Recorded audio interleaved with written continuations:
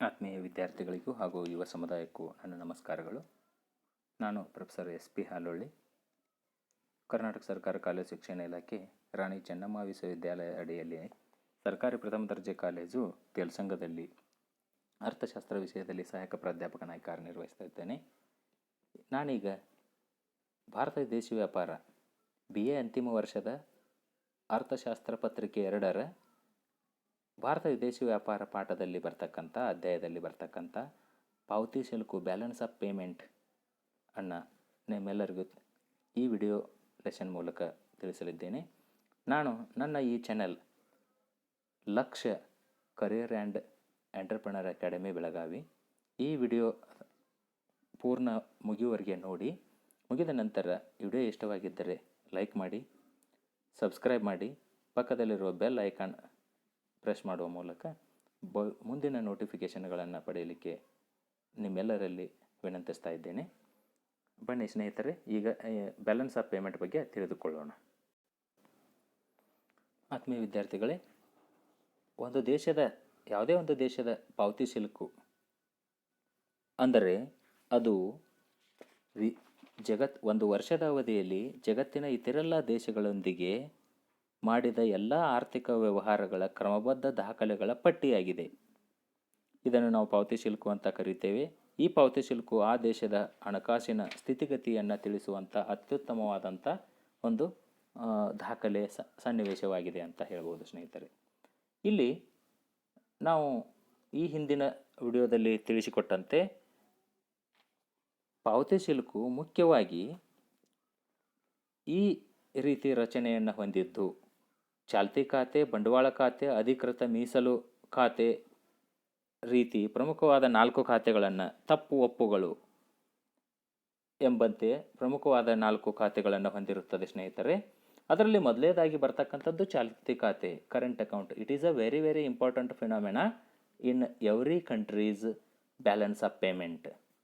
ಇದರಲ್ಲಿ ವಿವರಗಳು ಮೊದಲೇ ಭಾಗ ಎಡಭಾಗ ಇಲ್ಲಿ ಈ ತೆರೆ ಮೇಲೆ ತಮಗೆ ಗೋಚರಿಸ್ತಕ್ಕಂಥ ಎಡಭಾಗದಲ್ಲಿ ರಿಸಿಪ್ಟ್ಸ್, ಜಮೆ ಅಥವಾ ಸ್ವೀಕೃತಿ ಅಂತ ಕರಿತೀವಿ ಸ್ನೇಹಿತರೆ. ಇನ್ನು ಬಲಭಾಗದಲ್ಲಿ ಖರ್ಚು ಅಥವಾ ಪಾವತಿ ಅಥವಾ ಪೇಮೆಂಟ್ಸ್ ಅಂತ ಕರಿತೀವಿ. ಒಟ್ಟಾರೆಯಾಗಿ ಇದು ಚಾಲ್ತಿ ಖಾತೆ, ಕರೆಂಟ್ ಅಕೌಂಟ್. ಇದರ ವಿವರಗಳು ನೋಡ್ರಿ, ಜಮೆ ಭಾಗದಲ್ಲಿ ವಿದೇಶಗಳಿಗೆ ಮಾಡಿದಂಥ ಸರಕುಗಳ ರಫ್ತುಗಳನ್ನು ದಾಖಲಿಸಿರುತ್ತೇವೆ. ನಾವು ಯಾವುದೇ ಗೋಚರಿತ ಸರಕುಗಳ ರಫ್ತುವನ್ನು ಈ ಜಮೆ ಭಾಗದಲ್ಲಿ ದಾಖಲಿಸಿರುತ್ತೇವೆ. ಸೇವೆಗಳ ರಫ್ತನ್ನು ಜಮಾ ಭಾಗದಲ್ಲಿ ದಾಖಲಿಸಿರುತ್ತೇವೆ. ಅದೇ ರೀತಿಯಾಗಿ ಇಲ್ಲಿ ಏಕಪಕ್ಷೀಯ ಸ್ವೀಕೃತಿಗಳನ್ನು ಕೂಡ ಈ ಭಾಗದಲ್ಲಿ ದಾಖಲಿಸಿರುತ್ತೇವೆ.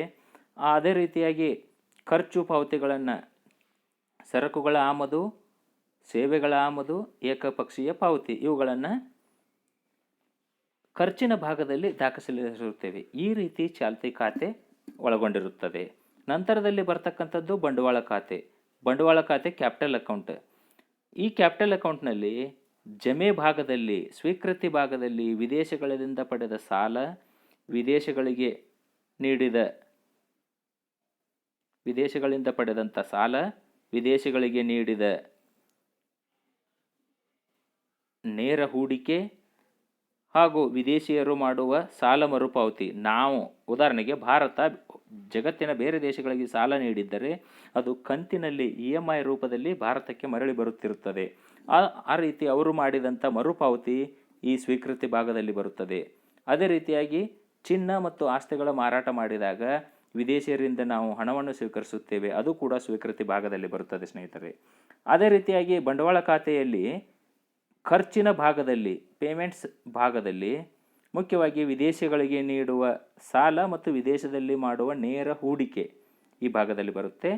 ನಂತರದಲ್ಲಿ ವಿದೇಶಗಳಿಗೆ ಮಾಡುವ ಸಾಲ ಮರುಪಾವತಿ, ಆನಂತರ ಚಿನ್ನ ಮತ್ತು ಆಸ್ತಿಗಳನ್ನು ಕೊಳ್ಳುವಿಕೆ ಖರ್ಚಿನ ಭಾಗದಲ್ಲಿ ಬರುತ್ತದೆ ಸ್ನೇಹಿತರೆ. ಈ ರೀತಿ ಒಂದು ದೇಶದ ಪಾವತಿ ಶುಲ್ಕು ರಚನೆ ಈ ರೀತಿ ಇರುತ್ತದೆ ಅಂತ ಹೇಳ್ಬೋದು ಸ್ನೇಹಿತರೆ. ಅದೇ ರೀತಿಯಾಗಿ ಇನ್ನು ಅಧಿಕೃತ ಹೊಂದಾಣಿಕೆ ಅಥವಾ ಮೀಸಲು ಖಾತೆ. ಒಂದು ದೇಶದ ವಿದೇಶಿ ವಿನಿಮಯ ಗಳಿಕೆಯು ಆ ದೇಶದ ವಿದೇಶಿ ವಿನಿಮಯ ಖರ್ಚಿಗಿಂತ ಹೆಚ್ಚಾಗಿದ್ದರೆ ಅದನ್ನು ಮೀಗುತಿ ಅನ್ನುತ್ತೇವೆ. ಈ ಮೀಗುತೆಯನ್ನು ಮೀಸಲು ಎಂದು ಭಾವಿಸುತ್ತೇವೆ. ರಿಸರ್ವ್, ಈ ಸರ್ಪ್ಲಸ್ ಅನ್ನು ರಿಸರ್ವ್ ಎಂದು ಭಾವಿಸಲಾಗುತ್ತದೆ. ಹಾಗೆಯೇ ಈ ಮೊತ್ತವನ್ನು ಮೀಸಲು ಖಾತೆಯಲ್ಲಿ ತೋರಿಸಲಾಗುವುದು. ಇದು ವಿದೇಶಿ ಹಣ ಮೀಸಲು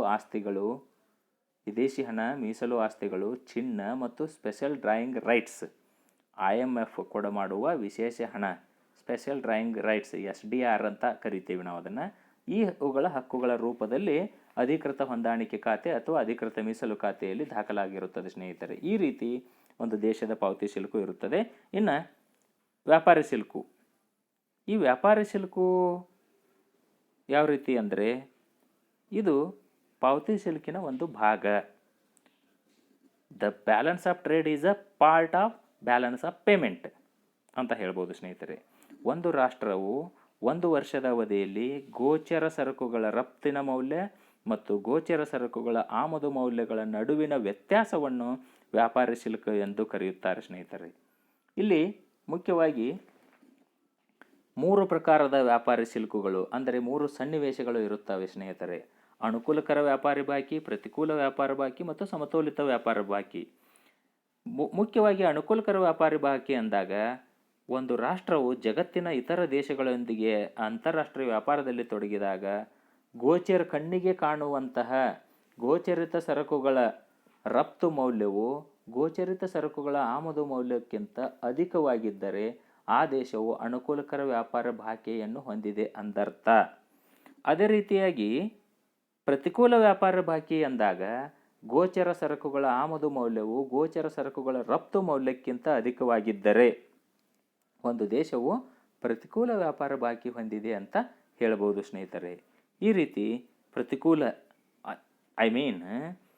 if the physical goods, the value of physical goods those can export is less than import good is called as a unadvantageous balance of trade ಅಂತ ಹೇಳ್ಬೋದು ಸ್ನೇಹಿತರೆ. ಅದೇ ರೀತಿಯಾಗಿ ಸಮತೋಲಿತ ವ್ಯಾಪಾರ ಬಾಕಿ ಅಂದರೆ ಗೋಚರ ಸರಕುಗಳ ರಫ್ತು ಮೌಲ್ಯ ಮತ್ತು ಗೋಚರ ಸರಕುಗಳ ಆಮದು ಮೌಲ್ಯಕ್ಕೆ ಸಮಾನವಾಗಿದ್ದರೆ ಅದನ್ನು ಸಮತೋಲಿತ ವ್ಯಾಪಾರಿ ಬಾಕಿ ಅಂತ ಕರೆಯುತ್ತಾರೆ. ನಂತರ ವ್ಯಾಪಾರಿ ಬಾಕಿ ಮತ್ತು ಪಾವತಿ ಶಿಲ್ಕಿನ ಮಧ್ಯದ ವ್ಯತ್ಯಾಸವನ್ನು ನೋಡುತ್ತಾ ಹೋದರೆ ಬಹಳಷ್ಟು ವ್ಯತ್ಯಾಸಗಳಿವೆ ಸ್ನೇಹಿತರೆ. ವ್ಯಾಪಾರ ಬಾಕಿಯು ವ್ಯಾಪ್ತಿ ಅತ್ಯಂತ ಸಂಕುಚಿತವಾದುದು, ಪಾವತಿ ಶಿಲ್ಕಿನ ವ್ಯಾಪ್ತಿ ಅತ್ಯಂತ ವಿಶಾಲವಾದುದು. ಕೇವಲ ಗೋಚರ ಸರಕುಗಳ ಆಮದು ರಫ್ತುವನ್ನು ವ್ಯಾಪಾರ ಬಾಕಿ ಒಳಗೊಂಡಿದ್ದರೆ ಗೋಚರ ಮತ್ತು ಅಗೋಚರ ಎಲ್ಲ ರೀತಿಯ ಸರಕುಗಳ ಆಮದು ಮತ್ತು ರಫ್ತಿನ ಮೌಲ್ಯಗಳನ್ನು ಎಲ್ಲ ಅಂಶಗಳನ್ನು ಪಾವತಿ ಶಿಲ್ಕು ಒಳಗೊಂಡಿರುತ್ತದೆ ಸ್ನೇಹಿತರೆ. ಈ ರೀತಿ ಇದರ ವ್ಯತ್ಯಾಸವನ್ನು ನಾವು ಈ ರೀತಿ ಕಾಣಬಹುದು. ಇನ್ನು ಭಾರತದ ಪಾವತಿ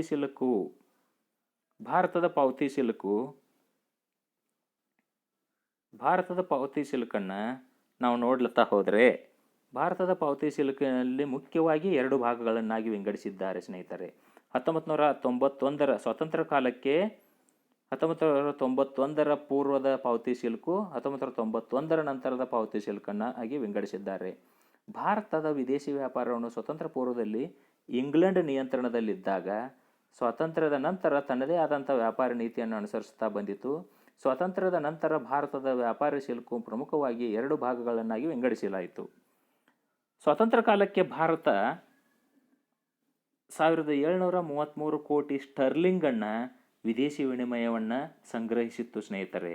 ಇದು ಇಷ್ಟೊಂದು ವಿದೇಶಿ ವಿನಿಮಯ ಸಂಗ್ರಹ ಆಗಲಿಕ್ಕೆ ಕಾರಣ ಇಂಗ್ಲೆಂಡ್ 2ನೇ ಮಹಾಯುದ್ಧದಲ್ಲಿ 1939ರಿಂದ 45ರವರೆಗಿನ 2ನೇ ಮಹಾಯುದ್ಧದಲ್ಲಿ ಅತ್ಯಂತ ಭೀಕರ ಪರಿಣಾಮವನ್ನು ಎದುರಿಸಿದಂಥ ಸಂದರ್ಭದಲ್ಲಿ ಭಾರತದಿಂದ ಬಹಳಷ್ಟು ವಸ್ತುಗಳನ್ನು ಆಮದು ಮಾಡಿಕೊಂಡರು. ಆ ಕಾರಣಕ್ಕಾಗಿ ಭಾರತದ ವಿದೇಶಿ ವಿನಿಮಯ ಸಂಗ್ರಹ 1733 ಕೋಟಿ ಸ್ಟರ್ಲಿಂಗ್, ಅವಾಗಿನ ಇಂಗ್ಲೆಂಡ್ನ ಕರೆನ್ಸಿ ಇಷ್ಟ ಆಗಿತ್ತು ಸ್ನೇಹಿತರೆ. ಆನಂತರ 1991ರ ಅವಧಿಯಲ್ಲಿ ಏನಾಯಿತು ಅಂತ ನೋಡ್ತಾ ಹೋದರೆ ಭಾರತವು ಸ್ವತಂತ್ರಗೊಂಡ ಸಂದರ್ಭದಲ್ಲಿ ಇಷ್ಟೊಂದು ವಿದೇಶಿ ವಿನಿಮಯವನ್ನು ಸಂಗ್ರಹಿಸಿದಂತಹ ದೇಶ ಕ್ರಮೇಣ 1951ರಿಂದ 56ರವರೆಗೆ ಮೊದಲನೇ ಪಂಚವಾರ್ಷಿಕ ಯೋಜನೆಯ ಅವಧಿಯಲ್ಲಿ 541.9 ಕೋಟಿ ರೂಪಾಯಿಗಳಷ್ಟು ಕೊರತೆ ಕಂಡು ಬಂದಿತ್ತು ಸ್ನೇಹಿತರೆ. ಆದರೆ ಗೋಚರ ಖಾತೆಯ ಮೀಗುತೆಯ ಕಾರಣದಿಂದ ಪಾವತಿಸಲಿಕ್ಕಿನ ಸ್ಥಿತಿ ತೃಪ್ತಿದಾಯಕವಾಗಿತ್ತು ಮತ್ತು ಈ ಅವಧಿಯಲ್ಲಿ ಚಾಲ್ತಿ ಖಾತೆಯ ಕೊರತೆ ಕೇವಲ 42.3 ಕೋಟಿಗಳಷ್ಟಿದ್ದಿತು. ನಂತರದ ಅವಧಿಯನ್ನು ಈ ಹಿಂದೆ ವಿದೇಶಿ ವ್ಯಾಪಾರ ನೀತಿಯನ್ನು ಏನು ಬಿಮಲ್ ಜಲನ್ ರವರು ವಿಂಗಡಿಸಿದ್ರು, ಅದೇ ರೀತಿಯಲ್ಲಿ ಚಾಲ್ತಿ ಖಾತೆಯ ಕೊರತೆಯ ಪ್ರಮಾಣವನ್ನು ವಿದೇಶಿ ವಿನಿಮಯ ಸಂಗ್ರಹದ ಆಧಾರದ ಮೇಲೆ ಇಲ್ಲೂ ಕೂಡ 3 ಭಾಗಗಳನ್ನಾಗಿ ವಿಂಗಡಿಸಿದರು. ಮೊದಲನೇದಾಗಿ 1956, 57ರಿಂದ 1975, 76ರವರೆಗಿನ ಅವಧಿಯನ್ನು ಮೊದಲೇ ಅವಧಿ ಅಂತ ಕರೆದು, ಇದರಲ್ಲಿ 2ನೇ ಪಂಚವಾರ್ಷಿಕ ಯೋಜನೆ, 3ನೇ ಪಂಚವಾರ್ಷಿಕ ಯೋಜನೆ, 4ನೇ ಪಂಚವಾರ್ಷಿಕ ಯೋಜನೆ ಮತ್ತು 5ನೇ ಪಂಚವಾರ್ಷಿಕ ಯೋಜನೆಗಳಲ್ಲಿ ಕ್ರಮವಾಗಿ ಮೊದಲೆರಡು ವರ್ಷಗಳನ್ನು ಒಳಗೊಂಡಿದೆ. ಈ ಅವಧಿಯಲ್ಲಿ ಭಾರತದ ಪಾವತಿ ಸಿಲುಕಿನಲ್ಲಿ ಗಂಭೀರ ಸ್ವರೂಪದ ಸನ್ನಿವೇಶಗಳನ್ನು ಹೊಂದಿತ್ತು. 2ನೇ ಪಂಚವಾರ್ಷಿಕ ಯೋಜನೆಯ ಅವಧಿಯಲ್ಲಿ ಮೂಲ ಮತ್ತು ಬಂಡವಾಳ ಕೈಗಾರಿಕೆಗಳ ಸ್ಥಾಪನೆಗೆ ಆದ್ಯತೆ ನೀಡಿದ ಕಾರಣಕ್ಕಾಗಿ, 2ನೇ ಪಂಚವಾರ್ಷಿಕ ಯೋಜನೆಯನ್ನು ಕೈಗಾರಿಕಾ ಯೋಜನೆ ಅಂತ ಕರೆಯುವುದು ನಿಮಗೆಲ್ಲರಿಗೂ ಗೊತ್ತಿರತಕ್ಕಂಥ ವಿಚಾರ. ಇಲ್ಲಿ ಆದ್ಯತೆ ನೀಡಿದ್ದಕ್ಕಾಗಿ ಈ ಕಾರಣದಿಂದ ಹೆಚ್ಚಿನ ಪ್ರಮಾಣದ ಬಂಡವಾಳ ಸರಕುಗಳನ್ನು ಮತ್ತು ಯಂತ್ರೋಪಕರಣಗಳನ್ನು ಮತ್ತು ತಂತ್ರಜ್ಞಾನಗಳನ್ನು ಆಮದು ಮಾಡಿಕೊಳ್ಳಲು ಆದ್ಯತೆ ನೀಡಲಾಯಿತು. ಆ ಕಾರಣದಿಂದ ಒಟ್ಟಾರೆ ಚಾಲ್ತಿ ಖಾತೆಯ ಕೊರತೆಯ ಪ್ರಮಾಣವು 1646 ಕೋಟಿಗಳಿಗೆ ಹೆಚ್ಚಳ ಆಯಿತು. ನಂತರದಲ್ಲಿ 3ನೇ ಪಂಚವಾರ್ಷಿಕ ಯೋಜನೆಯಲ್ಲಿ ಇದು 1972 ಕೋಟಿ ರೂಪಾಯಿಗಳಷ್ಟು, ನಂತರದಲ್ಲಿ 2221 ಕೋಟಿ ರೂಪಾಯಿಗಳಷ್ಟು, ನಂತರದಲ್ಲಿ 1738 ಕೋಟಿ ರೂಪಾಯಿಗಳಷ್ಟು ಕೊರತೆ ವಿದೇಶಿ ಚಾಲ್ತಿ ಖಾತೆಯ ಕೊರತೆಯನ್ನು ಎದುರಿಸಬೇಕಾಯಿತು. ಈ ಕಾರಣದಿಂದಾಗಿ ಈ ಅವಧಿ ಒಟ್ಟಾರೆ ಕೊರತೆಯ ಪ್ರಮಾಣ ಹೆಚ್ಚಳವಾಗುತ್ತಾ ಹೋಯಿತು ಅಂತ ಹೇಳ್ಬೋದು ಸ್ನೇಹಿತರೆ. ನಂತರದ ಅವಧಿಯನ್ನು 1976, 77ರಿಂದ 1979, 80ರ ಅವಧಿಯನ್ನು ಇದೊಂದು ಭಾಗವನ್ನಾಗಿ ಮಾಡಿದ್ದಾರೆ. ಈ ಅವಧಿಯಲ್ಲಿ 6 ಮತ್ತು 7ನೇ ಪಂಚವಾರ್ಷಿಕ ಯೋಜನೆಗಳ ಅವಧಿ ಅಂತ ಹೇಳ್ಬೋದು. ಇಲ್ಲಿ ಅಲ್ಪಾವಧಿಯದ್ದಾಗಿದ್ದು ಭಾರತದ ಪಾವತಿ ಸಿಲುಕಿನ ಸುವರ್ಣ ಯುಗ ಅಂತ ಕರಿಬಹುದು ಸ್ನೇಹಿತರೆ. ಇದನ್ನು 1976, 77ರ ಅವಧಿಯಲ್ಲಿ ಭಾರತದ ಆದಾಯ 0.6ರಷ್ಟು ಚಾಲ್ತಿ ಖಾತೆ ಮಿತಿಯನ್ನು ಹೊಂದಿತ್ತು. ವಿದೇಶಿ ವಿನಿಮಯ ಸಂಗ್ರಹ 7 ತಿಂಗಳಿಗಾಗುವಷ್ಟು ತೃಪ್ತಿಕರವಾಗಿ ಹೊಂದಿತ್ತು. ಇದಕ್ಕೆ ಪ್ರಮುಖ ಕಾರಣ ಎಂದರೆ ಭಾರತೀಯರು ವಿದೇಶಗಳಿಗೆ ಹೋಗಿ ವಲಸೆ ಪ್ರಮಾಣ ಹೆಚ್ಚಳ ಆಯಿತು. ರಫ್ತು ಬೆಳವಣಿಗೆಯಲ್ಲಿ ತೀವ್ರ ಹೆಚ್ಚಳ ಆಯಿತು. ತೈಲ ಆಮದುಗಳನ್ನು ಕಡಿಮೆ ಮಾಡಲು ದೇಶೀಯ ಉತ್ಪಾದನೆಗೆ ಆದ್ಯತೆ ನೀಡಿದ ಕಾರಣಕ್ಕಾಗಿ ಭಾರತ ಪಾವತಿ ಸಿಲುಕಿನ ಸುವರ್ಣ ಯುಗವೆಂದು 1976ರಿಂದ 80ರವರೆಗಿನ ಅವಧಿಯನ್ನು ನಾವು ಕರೆಯುತ್ತೇವೆ ಸ್ನೇಹಿತರೆ. ನಂತರದ ಅವಧಿ 1981ರಿಂದ 91ರವರೆಗಿನ ಅವಧಿ. ಈ ಅವಧಿಯಲ್ಲಿ 6 ಮತ್ತು 7ನೇ ಪಂಚವಾರ್ಷಿಕ ಯೋಜನೆಯ ಅವಧಿಯನ್ನು ಒಳಗೊಂಡಿದೆ. ಈ ಅವಧಿಯಲ್ಲಿ ಪಾವತಿ ಸಿಲುಕಿನ ಕೊರತೆಯನ್ನು ಹೊಂದಿತ್ತು. ಇದರ ಪ್ರಮಾಣ 90-91ರ ವೇಳೆಗೆ 2,16,934, 2,16,934 ಕೋಟಿಗಳಿಗೆ ಗಂಭೀರ ಸ್ಥಿತಿಯನ್ನು ತಲುಪಿತು ಸ್ನೇಹಿತರೆ. ಇದು ಭಾರತವನ್ನು ಆರ್ಥಿಕ ಮುಗ್ಗಟ್ಟಿನ ಸ್ಥಿತಿಗೆ ತಲುಪಿಸಿದಂತಹ ಅಂಶವಾಗಿದೆ ಸ್ನೇಹಿತರೆ. ಈ ರೀತಿ ನಾವು ಈ ಅವಧಿಯನ್ನು ನೋಡ್ತಾ ಬಂದ್ವಿ. 1991ರ ನಂತರ ಭಾರತದ ಪಾವತಿ ಸಿಲುಕು ಏನಾಯ್ತಂದರೆ 1993ರವರೆಗಿನ ಹಿಂದಿನ ಸ್ಥಿತಿ ಮುಂದುವರಿಯಿತು. ಅಂದರೆ ಅತ್ಯಂತ ಮುಗ್ಗಟ್ಟಿನ ಸ್ಥಿತಿ ಮುಂದುವರಿಯಿತು. ಆದರೆ 1991ರ ಆರ್ಥಿಕ ಸುಧಾರಣೆಗಳ ಪರಿಣಾಮ 1974ರ ನೀತಿಯಿಂದ ಬದಲಾವಣೆಯಾಗಿ ಅದರ ಪ್ರಭಾವ ಉಂಟಾಗಿ ಒಳ್ಳೆಯ ಪರಿಣಾಮ ಬೀರಲಿಕ್ಕೆ ಆರಂಭಿಸಿತು ಸ್ನೇಹಿತರೆ. ಇಲ್ಲಿ ಏನಾಯ್ತಂದರೆ 2001, 2002ರಲ್ಲಿ ಚಾಲ್ತಿ ಖಾತೆ 0.7ರಷ್ಟು ಮೀಗುತೆ ಕಂಡು ಬಂತು, ಸರ್ಪ್ಲಸ್. 2002-3ರ ಅವಧಿಯಲ್ಲಿ 1.2ರಷ್ಟು GDPಯ ಶೇಕಡ 1.2ರಷ್ಟು ಮೀಗುತೆ, ಚಾಲ್ತಿ ಖಾತೆಯ ಮೀಗುತೆ ಬಂತು. ಆ ನಂತರದಲ್ಲಿ 2003-4ರಲ್ಲಿ ಚಾಲ್ತಿ ಖಾತೆಯ ಮೀಗುತೆ 2.4ರಷ್ಟು ಆಯಿತು. ಈ ಅವಧಿ ಕೂಡ ಭಾರತದ ವಿದೇಶಿ ವ್ಯಾಪಾರದ ಸುವರ್ಣ ಯುಗ ಅಂತ ಹೇಳ್ಬೋದು ಸ್ನೇಹಿತರೆ. ಈ 3 ಹಣಕಾಸು ವರ್ಷಗಳ ಮೀಗುತೆಯ ನಂತರದ ಭಾರತದ ಪಾವತಿ ಸಿಲುಕು ಮತ್ತೆ ಕೊರತೆಯ ಸನ್ನಿವೇಶ ಎದುರಾಯಿತು. ಇದಕ್ಕೆ ಪ್ರಮುಖ ಕಾರಣ ಕಚ್ಚಾ ತೈಲದ ಬೆಲೆಗಳಲ್ಲಿನ ಹೆಚ್ಚಳ. ಈ ಕೊರತೆಯ ಪ್ರಮಾಣವು 2012-13ಕ್ಕೆ 4.8ರಷ್ಟಾಗಿ GDPಯ ಗರಿಷ್ಠ ಮಟ್ಟವನ್ನು ತಲುಪಿತು. ಆದರೆ ಅಂತಾರಾಷ್ಟ್ರೀಯ ಮಟ್ಟದಲ್ಲಿನ ಕಚ್ಚಾ ತೈಲಗಳ ಬೆಲೆಗಳಲ್ಲಿನ ಕುಸಿತದ ಕಾರಣದಿಂದ 2014-15ನೇ ಸಾಲಿಗೆ ಶೇಕಡ 1.3ಕ್ಕೆ ಕಡಿಮೆ ಆಯಿತು. ನಂತರ 2015-16ನೇ ಸಾಲಿಗೆ GDPಯ ಶೇಕಡ 1.1ಕ್ಕೆ ಕಡಿಮೆ ಆಯಿತು. ಪ್ರಸ್ತುತ 2016-17ನೇ ಸಾಲಿಗೆ ಇದರ ಪ್ರಮಾಣ GDPಯ 0.3ಗೆ ಕಡಿಮೆಯಾಗಿದೆ. 18-19ರಲ್ಲಿ ಸಾಲಿನಲ್ಲಿ ಚಾಲ್ತಿ ಖಾತೆ ಕೊರತೆ GDPಯ ಶೇಕಡ 2.5ಕ್ಕೆ ಕಡಿಮೆಯಾಗಿದೆ ಸ್ನೇಹಿತರೆ. ಈ ರೀತಿ ಭಾರತದ ಒಂದು ಪಾವತಿ ಶುಲ್ಕು ಈ ರೀತಿ ಪ್ರಭಾವಗಳನ್ನು ಕಂಡು ಬಂದದ್ದನ್ನು ನಾವು ನೋಡ್ತೇವೆ. ಒಟ್ಟಾರೆ ಬಂಡವಾಳ ಖಾತೆಯಲ್ಲಿ ಪಾವತಿ ಶುಲ್ಕನ ತುಂಬುವ ವಿಧಾನವನ್ನು ತಿಳಿಸಲಾಗುತ್ತದೆ ಸ್ನೇಹಿತರೆ. ಒಂದು ದೇಶದ ವಿದೇಶಿ ವ್ಯಾಪಾರದ ಪಾವತಿ ಶುಲ್ಕನ್ನು ನೋಡ್ತಾ ಬಂದಾಗ ಏನು ಬಂಡವಾಳ ಖಾತೆಯನ್ನು ನೋಡ್ತೇವೆ, ಬಂಡವಾಳ ಖಾತೆಯ ರಚನೆಯನ್ನು ನೋಡ್ತೇವೆ. ಆ ಬಂಡವಾಳ ಖಾತೆಯ ರಚನೆಯ ಮುಖ್ಯ ಉದ್ದೇಶ ಏನೆಂದರೆ ಪಾವತಿ ಶುಲ್ಕನ್ನು ತುಂಬುವ ವಿಧಾನವನ್ನು ತಿಳಿಸುತ್ತದೆ. ಸಾಲಗಳು, ಅನುದಾನಗಳು, ಭಾರತೀಯ ಮೂಲದವರು ವಿದೇಶಗಳಿಂದ ಕಳಿಸಿಕೊಡ್ತಕ್ಕಂಥ ಆದಾಯ ಕೂಡ ಇವುಗಳನ್ನು ತುಂಬಲಿಕ್ಕೆ ಸಹಾಯಕವಾಗುವಂಥ ಅಂಶ ಅಂತ ಹೇಳ್ಬೋದು. ಇದಿಷ್ಟು ಭಾರತದ ಪಾವತಿ ಶುಲ್ಕಿನ ಕುರಿತಾದಂಥ ಮಾಹಿತಿಯಾಗಿದೆ ಸ್ನೇಹಿತರೆ.